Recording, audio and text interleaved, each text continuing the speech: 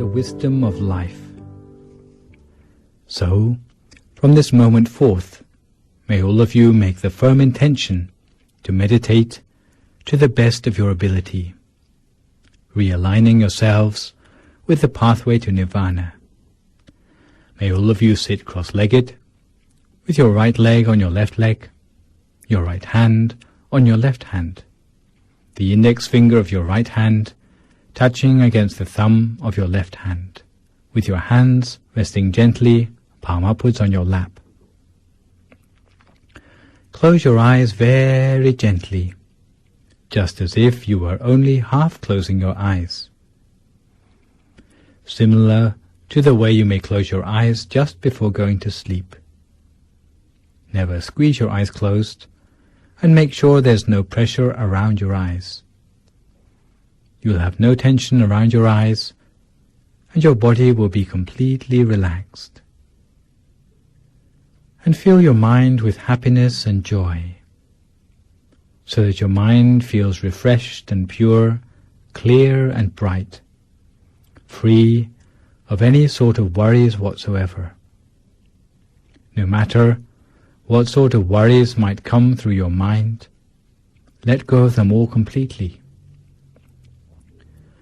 Forget about all the things of the world, allowing your mind to be completely still, and imagine that inside your body is free of any organs or tissues, any muscles or bones, as if inside your body is just an empty space, just like a hollow cavity inside yourself, rather like a crystal tube or a diamond tube. Today, as we meditate, we take the opportunity to revise some points of technique in meditation which will be particularly useful for anyone who feels that they are being held back in meditation by insufficient understanding. We have all been doing the 10 items of homework mentioned in the Dream Kindergarten every day, practicing regularly. We have already started to understand the most efficient way to bring the mind to the center of our bodies. With experience, even just thinking about the center of the body, you'll find that your mind is already there at that point, 2 finger breadths above the navel. If you are adept, you will find that your mind can go straight through the center of the body. However, for those of you who have not progressed this far, you have to start off by resting your mind at the point which for you feels like the point of greatest contentment, without worrying too much about the precise position of the center of the body. Put your mind at the point which feels most comfortable and easy for you, and you will find that the happiness from meditation will gradually become apparent to you. You will start to feel that the solidity of your body is melting away into the atmosphere around you, starting to become more hollow and empty inside, as if you feel spaciousness, or as if you were alone in empty space. Some people will feel as if their body has disappeared altogether, as if all that's left is the feeling of your awareness. Some people don't know what to do next when they reach this point in their meditation, where their body seems to have disappeared. But the thing which one ought to do is just to rest our mind at whatever point feels the most comfortable for us, starting off with our mind there. Once our mind comes fully into equilibrium, you will start to realize that the mind is automatically realigning itself with the real center of the body. Some people may find it useful to imagine a bright, clear object about the size of a pinpoint, or like a star in the sky, as if one is appearing at the point where the mind has come to a standstill. We should keep such an image in the mind, gazing at it continuously and softly, but never attempting to stare, almost as if you are looking at it out of the corner of your eye, almost unintentionally. If we can observe it in the proper way, without using too little or too much effort, In doing so, before long we will be able to perceive something. However, if we use too much force, it will disappear. If we use too little effort, allowing ourselves to become distracted, then we will find that the object would disappear. So either way, too much effort or too little, it will disappear. And finding the optimum effort by which we can see the object the whole of the time. This is the real skill which we have to build up in our meditation. This is what we have to work on.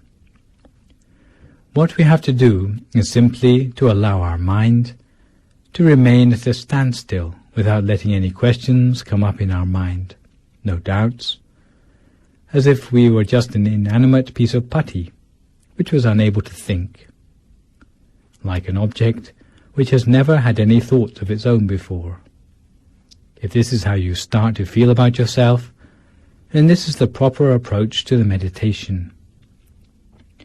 If you are unable to think any more, this will stand you in good stead, all the way from the beginning of meditation to the more advanced stages. Because education, through meditation, is beyond the realm of conceptual thinking. It is knowledge that arises when the mind is free of thought. It is pure, bright knowledge. We learn merely by what we see, acquiring the knowledge directly. It is rather different from the modes of learning we are used to. We have to study and memorize, read and write to increase your knowledge. The sort of knowledge we are talking about is a knowledge which comes independent of thought. It can arise only in a mind which is free of thought, a mind that is at a standstill. In Buddhism, such knowledge is called Bhavana Maya Panya, the wisdom arising from a still mind. It is practiced until it gives rise to inner brightness in the mind, and through the brightness we are able to see more than before, and by seeing more than before we learn new things about the reality of life and the world. This process is the opposite to our habitual methods of learning new things in the world. It allows us access to knowledge from inside.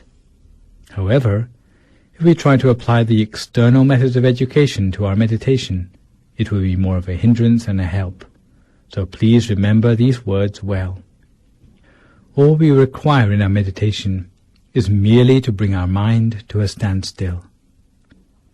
In fact, you can bring your mind to a standstill anywhere at all in the beginning. Only when your mind is subtle and pliable will it be ready to make its way to the center of the body. A mind that is properly adapted will have the feeling of being alive and awake inside. It will have a feeling that is completely different from feelings encountered during the mundane run of events in our life.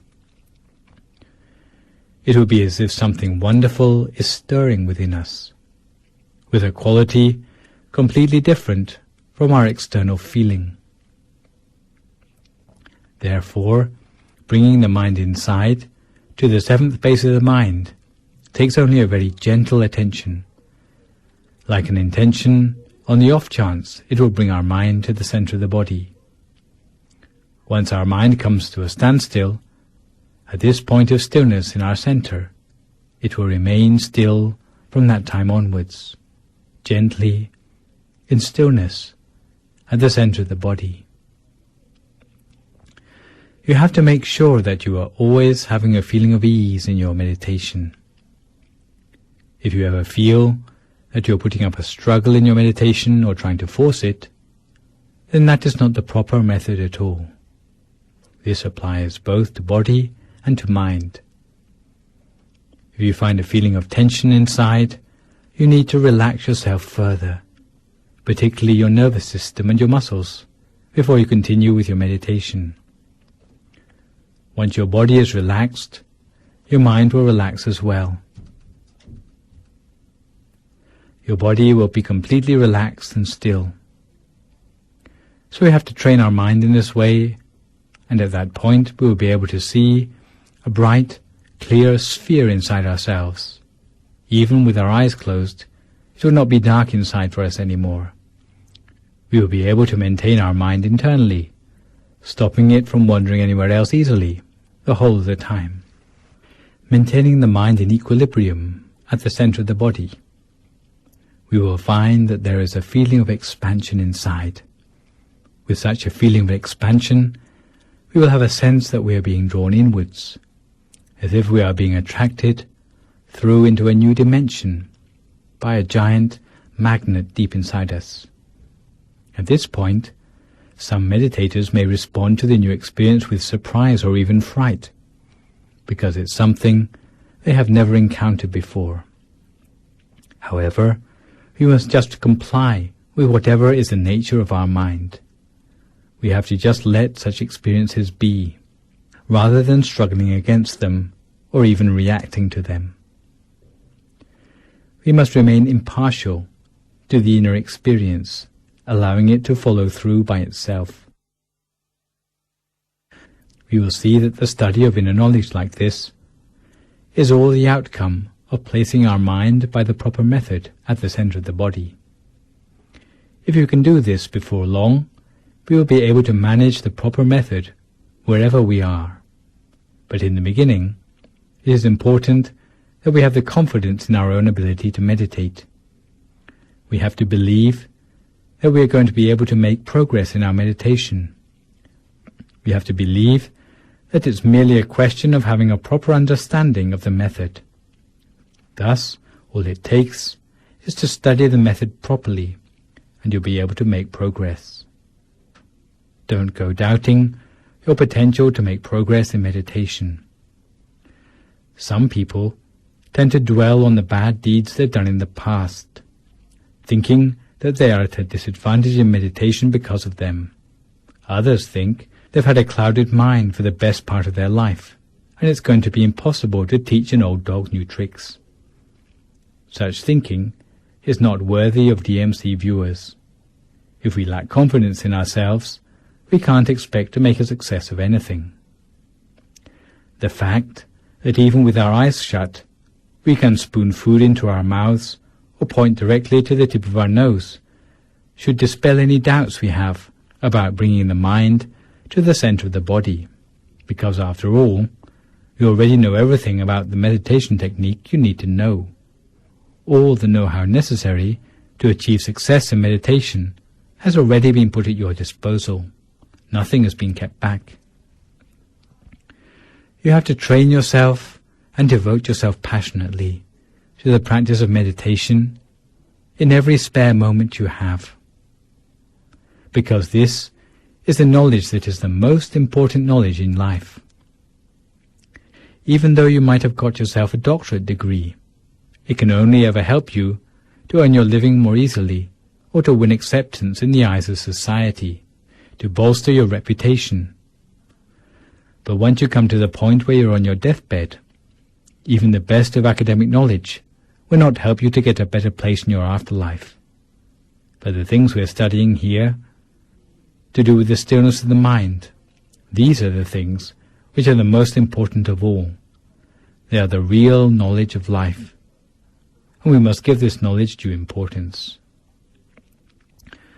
You can train yourself in meditation any time and any place, when taking a wash, washing up, sweeping the garden or mopping the floor.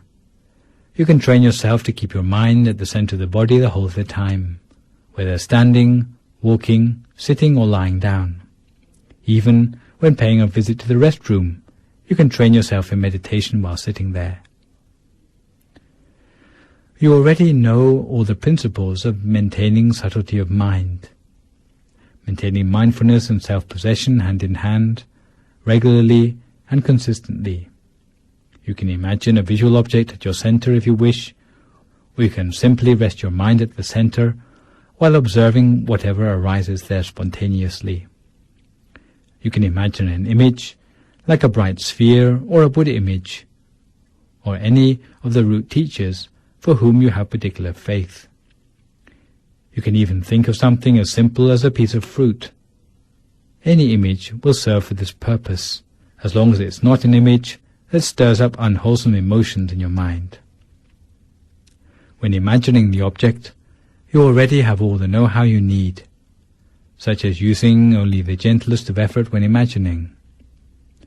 If you haven't struck the right balance when focusing, using too much or too little effort, then your body would tell you about it.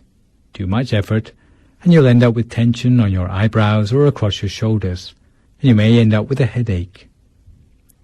If you find that your fingers are curling up or your abdomen is tense, then you are trying too hard. However, if you succumb to boredom, or you find yourself looking at the clock, again these are the signs that you haven't struck the right balance. Don't struggle on if you have these sort of symptoms, but you have to readjust your technique, relax yourself, and be more at ease in your meditation. Once you are back on the right track, the sign will be a sensation of bodily lightness and expansion inside yourself, and your mind will feel light, pliable, and easy to work with. You'll feel that time passes by more quickly than it really does, and you'll feel that you don't want the meditation to come to an end, as if you'd like to extend the length of your meditation, as if you've been glued to your meditation mat.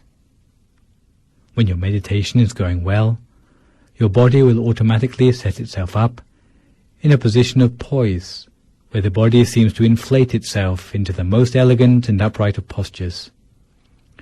When we feel that we are happy with our meditation, when we have a smile on our face, these are all indications that we are on the right track with our meditation technique. On the contrary, if the more we sit for meditation, the more upset or depressed we feel, then this would show that we have not adjusted our mind in the proper way. If you start out in meditation looking as if you are 20 and end up looking as if you are 40, then you need to readjust your meditation technique. You know the difference between right and wrong technique perfectly well, so all that is lacking is the confidence that we can achieve success in meditation, and to train ourselves continuously while being observant of all the things which aid or obstruct our progress. Of all the things which aid or obstruct our progress. Once we are properly adjusted, body and mind will be clear and bright. Simply putting our mind at the center of the body will cause the sphere there to expand, and we will fall through the center to find the next sphere inside. As the mind comes to a standstill at the center of that sphere, then there will be a new one, brighter and clearer than the last, appearing at the center. And before long, we will be able to attain the inner bodies and attain the body of enlightenment within ourselves, exactly according to the recipe for success discovered by the great abbot of Wat Phak Nam. Because all of these things are inside the body of every person, and that includes us too. We know the difference between right and wrong methodology. So therefore, we should train ourselves continuously, according to the proper way. Don't be lazy, and don't prevaricate about getting down to meditation in earnest. And when you feel your meditation is going well, don't give up immediately, but give it a little while longer than usual. Don't go thinking, today I've had a good meditation, but I'm in a rush to go to bed. I guess I'll be able to sit for meditation even better tomorrow. Never think like that, because the opportunity for meditation to go well happens only very rarely. All the effort we have invested in our meditation is made worthwhile by the days when our meditation goes well, so don't waste it. Don't go worrying about missing out on your beauty sleep, because we already spend a third of our lives asleep. One night of missed sleep won't harm you. So give due importance to the meditation. If your meditation is going well, you should continue with it. Your body will indicate by itself when it needs rest, and that will be the right time to sleep. You ought to go to bed because your body needs it, not because your mind is worried about the lack of sleep, or looking exhausted at work, or not being able to think through decisions clearly in the morning. Don't harbor such lazy temptations in your mind. because the opportunity of your mind to come into equilibrium is rarer in anyone's lifetime than winning first prize on the lottery. So if you find your meditation is going well, then know it's useful to continue for meditation longer than usual, and this will help you to go much further, because the results of making even a one-time breakthrough in your meditation will stay with you for the rest of your life. However, if you give up your meditation just as it's going well, even though you come back to the meditation at a later time, it may mean that you will never get those good experiences back again. It may take us many more years to get back to the same point in our meditation again. So we should cherish our meditation experiences, and rather than remembering the experience which we had on a particular day, we should try to remember the methodology we used to reach the experience on that day. Because there's a temptation to remember just the experiences while forgetting how we got there. So take care to remember all the advice and know-how mentioned today, because one day it will allow you to attain the triple gem inside yourself, and you will literally be able to have the triple gem as your refuge all your life, with happiness from the moment you attain it, leading you to the fortunate realms after your death, allowing you to study about the reality of life and the world. And when you come to do meritorious deeds, even though the amount of the meritorious deeds may be small, the amount of merit we gain will be large. It will allow our mind to be radiant the whole of the time. There are countless things which we can attain if we reach the triple gem inside ourselves. So anyone who is sleepy, fatigued or tense in their meditation should allow themselves to fall asleep at the center as they sit, and continue with the meditation when they wake up. Anyone who has aches and pains should change posture. If your stream of thoughts is never ending, open your eyes and close them again. May all of you be fulfilled in your wish to attain the triple gem inside yourself. Now, each their own meditation for a few more moments in silence until we come to the appropriate time.